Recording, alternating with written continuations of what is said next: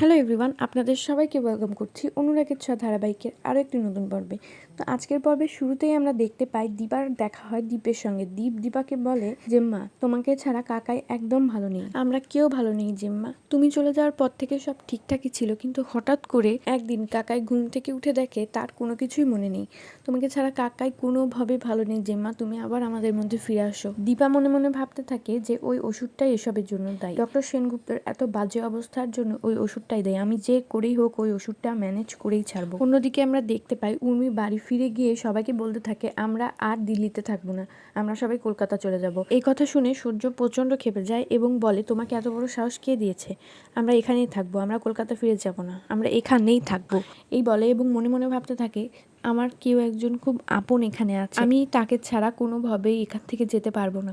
মনে মনে সে দীপার কথাই ভাবে। অপরদিকে আমরা দেখতে পাই দীপা একটা মিটিং এর আয়োজন করে, ওখানে রূপাও আসে, উর্মি, জয়, সূর্য সেখানে উপস্থিত হয়। উর্মি কোনোভাবে সূর্যকে চোখের আড়াল করতে চায় না। অন্যদিকে রূপা সবার আগে প্রেজেন্টেশন দেয় এবং প্রেজেন্টেশন যখন দেয় তখন সূর্য খেপে যায় এবং বলে তুমি বড়দের মাঝখানে কথা বলছো কেন, তুমি ছোটর মতোই থাকো, আমি কি তোমাকে এই শিক্ষা দিয়েছি? এই কথা বলে সূর্য নিজেই চমকে ওঠে, সূর্য সহ রুমের প্রত্যেকেই চমকে ওঠে। রূপা মনে মনে খুব খুশি হয় এবং ভাবে এ যেন আমারই বাবা, আমাকে শাসন করছে, ঠিক ছোটবেলায় যেভাবে আমাকে শাসন করতো। অন্যদিকে অভিনাশ সূর্যকে বলে ডক্টর সেনগুপ্ত আপনি এভাবে কেন কথা বলছেন রূপা ম্যাডামের সঙ্গে, আপনি এভাবে কথা বলতে পারেন না, আপনি কি উনাকে আগে থেকে চিনেন, কোথাও দেখেছেন উনাকে?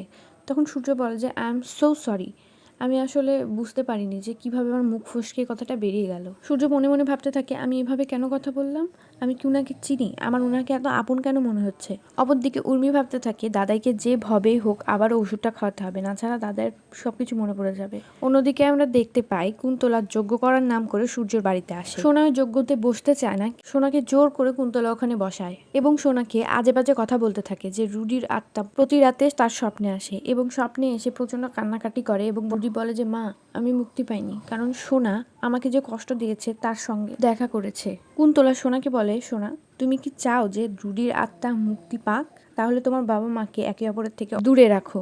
তুমি যদি রুডির ভালো চাও তাহলে ওই মহিলাকে কোনোভাবেই নিজের কাছে আসতে দেবে না, তোমার বাবার কাছেও আসতে দেবে না। তখন সোনা মনে মনে ভাবে না উনাকে কোনোভাবে আমি আমার কাছে আসতে দেবো না, আমার বাবার আশেপাশেও আসতে দেবো না, আমার রুডি কষ্ট পাবে এমন কাজ আমি কোনোভাবেই করতে পারি না। অন্যদিকে আমরা দেখতে পাই মিটিং এর এক পর্যায়ে লাঞ্চ ব্রেক দেয়। এখন উর্মি সূর্যকে বলে দাদাই চলেন আমি আপনাকে খাইয়ে দিই, আপনার ওষুধটাও তো খেতে হবে, ওষুধ খাওয়ার সময় হয়ে গেছে। তখন সূর্য প্রচন্ড খেপে যায় এবং বলে আমি কি ছোট মানুষ যে তুমি আমাকে খাইয়ে দিবে?